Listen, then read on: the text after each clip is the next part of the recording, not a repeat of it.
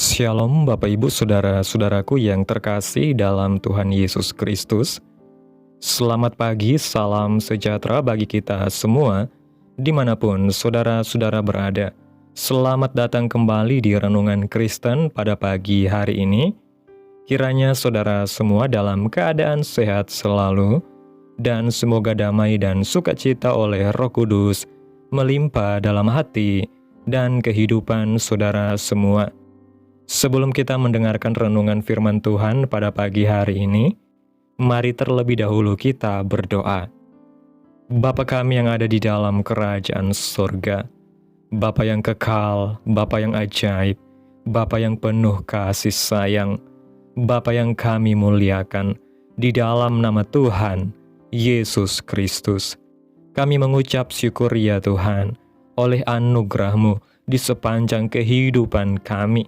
Hingga pada hari ini Tuhan, kami boleh ada sebagaimana kami ada, semua karena berkat dan anugerah Tuhan dalam kehidupan kami. Pada pagi hari ini Tuhan, kami akan mendengarkan firman-Mu. Berbicaralah ya Tuhan, jamah hati kami, berikan kami pengertian untuk dapat memahami firman-Mu, dan ajar kami untuk dapat melakukan firman-Mu di sepanjang kehidupan kami. Berfirmanlah ya Tuhan, kami sudah siap mendengarkan firman-Mu. Di dalam nama Tuhan Yesus kami berdoa. Amin. Bapak Ibu Saudaraku yang terkasih, ayat renungan kita pada pagi hari ini terdapat dalam kitab 2 Petrus pasal 1 ayat 5-8 yang berkata demikian. Justru karena itu kamu harus dengan sungguh-sungguh berusaha untuk menambahkan kepada imanmu kebajikan, dan kepada kebajikan pengetahuan, dan kepada pengetahuan penguasaan diri, kepada penguasaan diri ketekunan, dan kepada ketekunan kesalehan, dan kepada kesalehan kasih akan saudara-saudara, dan kepada kasih akan saudara-saudara, kasih akan semua orang. Sebab apabila semuanya itu ada padamu dengan berlimpah-limpah, kamu akan dibuatnya menjadi giat dan berhasil dalam pengenalanmu akan Yesus Kristus, Tuhan kita.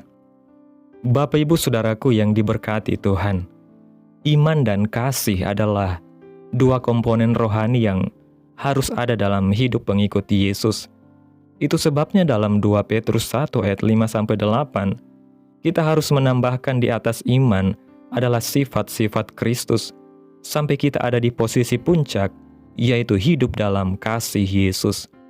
Bahwa setelah seseorang percaya kepada Yesus, mereka harus menambahkan dari iman kepada kebajikan, sehingga orang lain dapat melihat sikap hidupnya yang sudah menerima keselamatan. Dan untuk menjaga agar jangan salah dalam bertindak atau bersikap, maka perlu ditambahkan pengetahuan firman yang benar, yang adalah dasar hidup orang percaya. Daripada itu ditambahkan juga penguasaan diri, ketekunan untuk melaksanakan kesalehan, naik kepada kasih filea, kemudian kasih agape. Itu sebabnya dituliskan dalam Yakobus pasal 2 ayat 20 dan 26 bahwa kita sebagai orang beriman kepada Yesus harus buktikan iman kita dengan perbuatan, antara lain kebajikan, pengetahuan, penguasaan diri, ketekunan, kesalehan, kasih filea, dan kasih agape. Apabila semuanya ini tidak ada dan tidak dirasakan orang lain dari dalam diri kita, maka pada hakikatnya kita adalah orang Kristen bebal. Dalam bahasa Inggris dituliskan fine man, artinya orang yang tidak ada gunanya. Selain itu, iman kita adalah iman yang mati. Ibrani 9 ayat 26 mengatakan, seperti tubuh tanpa roh, sama seperti mayat, dan tidak ada orang yang mau hidup bersama dengan mayat. Dalam Alkitab dituliskan bahwa Tuhan Yesus mengutus rasul, nabi, pemberita Injil, gembala, dan pengajar untuk orang percaya bertumbuh. Efesus 4 ayat 14 mengatakan, sehingga kita bukan lagi anak-anak yang diombang-ambingkan oleh rupa-rupa angin pengajaran, oleh permainan palsu manusia dalam kelicikan mereka yang menyesatkan. Jadi apabila iman kita bertumbuh ke arah Yesus yang adalah kasih. Hasilnya, dalam Efesus 4 ayat 15 mengatakan, tetapi dengan teguh berpegang kepada kebenaran di dalam kasih, kita bertumbuh dalam segala hal ke arah Dia, Kristus, yang adalah kepala. Apakah yang dimaksud berpegang kepada kebenaran, sehingga bertumbuh dalam segala hal ke arah Kristus? Dalam kitab Roma pasal 8, ayat 29 mengatakan, sebab semua orang yang dipilihnya dari semula, mereka juga ditentukannya dari semula untuk menjadi serupa dengan gambaran anaknya, supaya ia, anaknya itu, menjadi yang sulung di antara banyak saudara. Harapan membuat orang sanggup bertahan, apapun yang terjadi. Kolose 1 ayat 5 mengatakan, oleh karena pengharapan yang disediakan bagi kamu di sorga, tentang pengharapan itu telah lebih dahulu kamu dengar dalam firman kebenaran, yaitu Injil. 1 tahun 1 kali imam besar masuk ke ruang Maha Kudus, membawa darah domba dan dipercikan di atas tutupan grafirat. Ketika awan kemuliaan Tuhan turun, maka seluruh umat Israel bersorak karena dosa seluruh umat Israel diampuni oleh Tuhan. Ibadah perjanjian lama, tipologi dari pelayanan yang Yesus lakukan. Imam besar perjanjian lama adalah manusia seperti kita. Ia jadi pengantara dengan membawa darah binatang, yaitu darah domba. Tetapi Yesus imam besar agung kita. Dia adalah Allah yang kudus, benar, mulia, tak berdosa, dan tidak bercacat cela. Dia jadi manusia dan jadi korban bagi kita. Apa yang kita alami setelah Yesus menjadi korban bagi kita? Ibrani 9 ayat 12 di sana dijelaskan, imam besar perjanjian lama masuk ke ruang Maha Kudus menjadi juru syafaat, jadi pengantara di hadapan Bapa, sambil memercikan darah domba di atas tutupan peti perjanjian atau grafirat. Tetapi, Yesus imam besar kita mencurahkan darahnya sendiri di kayu salib, mati dan bangkit. Kemudian Yesus naik ke tempat Maha Kudus, yaitu sorga, membawa darahnya sendiri, dan bersyafaat menjadi pengantara bagi kita. Dan oleh kematiannya kita diampuni dan dibenarkan. Selain itu tersedia bagi kita tali sauh yang kuat yang menghubungkan kita di bumi dengan Yesus yang ada di sorga. Oleh sebab itu, pencobaan, ujian, masalah apapun yang kita alami, kita akan kuat dan tidak akan goyah apabila tetap pegang pengharapan kepada Tuhan Yesus. Tali, yaitu sauh pengharapan di dalam Yesus, tidak cuma memberi jaminan keselamatan bagi kita, tetapi sauh pengharapan di dalam Yesus juga memberi jaminan bagi kita, di mana kita akan jadi serupa atau segambar dengan Yesus. Bapak Ibu Saudaraku yang diberkati Tuhan, melalui renungan pada pagi hari ini, menegaskan kepada kita bahwa kehidupan iman yang sejati tidak berhenti pada percaya, tetapi harus terus bertumbuh dan menghasilkan buah nyata dalam karakter, sikap, serta tindakan sehari-hari yang mencerminkan pribadi Kristus. Iman yang hidup adalah iman yang bertambah dan berkembang melalui kebajikan, pengetahuan, penguasaan diri, ketekunan, kesalehan, kasih kepada saudara, dan kasih kepada semua orang yang merupakan refleksi dari sifat-sifat Kristus sendiri. Iman tanpa perbuatan adalah iman yang mati, dan seorang Kristen yang tidak memperlihatkan pertumbuhan rohani adalah vain man, orang yang hidupnya tidak berguna dan kehilangan tujuan surgawi.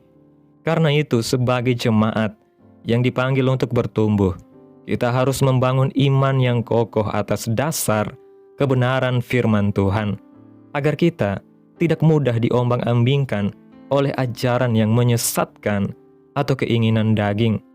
Kita dipanggil untuk berpegang kepada kebenaran dan kasih, sebab tujuan akhir iman kita bukan hanya keselamatan, melainkan keserupaan dengan Kristus yang adalah kepala jemaat. Dalam hal ini, pengharapan kepada Yesus sebagai imam besar agung menjadi jangkar yang kuat bagi jiwa kita. Darahnya yang kudus telah dicurahkan bukan hanya untuk pengampunan dosa, tetapi juga untuk menjamin pertumbuhan rohani dan kemenangan kita atas segala pencobaan. Harapan ini yang menopang kita ketika melewati berbagai pencobaan, karena kita tahu bahwa Yesus tidak hanya menjadi korban yang sempurna, tetapi juga pengantara yang hidup dan terus bersyafaat bagi kita di hadapan Bapa. Oleh karena itu, tidak ada alasan untuk mundur atau menyerah, karena kita memiliki sauh pengharapan yang pasti, yang menghubungkan kita dengan sorga dan memberi kepastian bahwa pada akhirnya kita akan menjadi serupa dengan gambaran anaknya, yaitu Yesus Kristus Tuhan kita. Dengan iman yang bertumbuh, kasih yang berlimpah, dan pengharapan yang teguh, kita akan menjadi pribadi-pribadi yang giat dan berhasil dalam pengenalan kita akan Yesus dan hidup dalam kemuliaan yang kekal bersama dengan Dia. Amin. Tuhan Yesus memberkati. Demikianlah renungan firman Tuhan pada pagi hari ini. Biarlah menjadi berkat bagi kita semua dan dapat kita lakukan dalam setiap kehidupan kita. Pada hari ini sebelum kita memulai segala aktivitas kita di hari ini, mari kita berdoa. Bapa kami yang ajaib dan mulia, Bapa yang kudus dan kekal, Allah yang kami tinggikan dan kami agungkan, di dalam nama Tuhan Yesus Kristus. Kami bersyukur Tuhan atas pertolongan-Mu dan penyertaan-Mu, serta atas berkat-Mu dalam hidup kami. Kami berbahagia dan bersyukur atas kebaikan Tuhan dalam kehidupan kami. Tak berkesudahan kasih setia Tuhan, tak habis-habisnya rahmat-Mu, selalu baru tiap pagi, besar kesetiaan-Mu Tuhan dalam hidup kami. Terima kasih Tuhan buat firman-Mu hari ini. Kami bersyukur atas anugerah keselamatan dan pengharapan yang Engkau berikan kepada kami melalui pengorbanan-Mu di kayu salib. Engkau bukan hanya menyelamatkan kami, tetapi juga memanggil kami untuk bertumbuh dalam iman, meneladani karakter-Mu, dan hidup dalam kasih yang nyata. Tolong kami ya Roh Kudus, untuk menambahkan pada iman kami kebajikan, pengetahuan, penguasaan diri, ketekunan, kesalehan, dan kasih yang tulus, agar hidup kami mencerminkan gambar Kristus dan menjadi berkat bagi sesama. Jadikan pengharapan kami kepadamu sebagai tali sauh yang kuat dalam menghadapi badai kehidupan, dan bentuklah kami menjadi pribadi yang berkenan di hadapan-Mu di dalam setiap proses, tantangan, dan perjalanan rohani kami. Kami mau tetap teguh dan setia sampai akhirnya kami menjadi serupa dengan Engkau dan menikmati kemuliaan kekal bersama Engkau. Terima kasih Tuhan buat firman-Mu yang begitu indah. Tanamkan dalam hati kami dan mampukan kami untuk dapat melakukan firman-Mu dalam setiap kehidupan kami. Biarlah firman-Mu terus menyegarkan jiwa kami, menghidupkan hati yang lemah dan lesu, dan membangkitkan harapan dan kasih. Berkati umat-Mu yang sudah mendengarkan firman-Mu hari ini. Berkati di setiap saat, tempat, dan kondisi hidup mereka, agar senantiasa selalu merindukan dan membutuhkan firman Tuhan sebagai pelita kebenaran yang memerdekakan dan penghiburan yang menguatkan. Ajarilah kami bahasa firman-Mu, dan bimbinglah kami untuk selalu hidup sesuai kehendak-Mu, agar kami selalu dekat kepada-Mu. Terima kasih Tuhan Yesus buat kesempatan hidup yang masih Engkau berikan. Kami mau pakai untuk hormat dan kemuliaan nama-Mu. Segala pergumulan dan persoalan hidup kami serahkan di dalam tangan-Mu. Engkau yang akan menyelesaikannya bagi kami. Kami hanya berharap kepada-Mu. Hamba berdoa ya Tuhan buat umat-umat-Mu yang sudah mendengarkan firman Tuhan hari ini, yang saat ini sedang mengalami sakit penyakit, pergumulan masalah, kebutuhan ekonomi. Kiranya Tuhan yang jamah kehidupan umat-umat-Mu, sembuhkan sakit penyakit mereka ya Tuhan, dan pulihkan keadaan umat-umat-Mu. Berkati perekonomian mereka, serta Tuhan berikan jalan keluar dalam setiap pergumulan masalah yang umat-umat-Mu sedang hadapi. Dan ajar kami Tuhan untuk selalu berharap dan percaya sepenuhnya kepada Tuhan Yesus. Kiranya Tuhan Yesus terus memberkati kehidupan kami, keluarga kami, sanak saudara kami, daerah tempat tinggal kami, bangsa dan negara kami, pemerintah kami ya Bapa. Biarlah semuanya dalam perlindungan-Mu ya Tuhan, dan jadilah sesuai kehendak-Mu yang terbaik dalam kehidupan kami. Pada hari ini ya Tuhan, kami anak-anak-Mu akan melakukan berbagai aktivitas. Kami akan bekerja dan menjalankan tanggung jawab kami. Kiranya Tuhan yang mampukan. Kami serahkan seluruh rencana dan agenda hari ini ke dalam tangan Tuhan. Biar Tuhan yang berkarya dan biarkan semua rencana sesuai dengan kehendak-Mu. Tutup bungkus kami oleh kuasa-Mu Tuhan. Hindarkan kami dari segala kecelakaan, mara bahaya, sakit penyakit, orang-orang jahat, kuasa-kuasa kegelapan, iblis, bencana-bencana alam, hal-hal yang tidak kami inginkan. Tuhan singkirkan, Tuhan jauhkan, Tuhan hancurkan. Hanya di dalam nama Tuhan Yesus Kristus. Ampuni dosa dan kesalahan kami ya Tuhan. Jadikan kami pribadi yang lebih baik setiap harinya. Jagai kehidupan keluarga kami. Berikan kami kesehatan dan tuntun kami di jalan-Mu yang benar. Terima kasih ya Tuhan Yesus yang baik. Inilah yang menjadi doa kami. Mari kita berdoa. Bapa kami. Bapa kami yang di sorga, dikuduskanlah nama-Mu. Datanglah kerajaan-Mu. Jadilah kehendak-Mu di bumi seperti di sorga.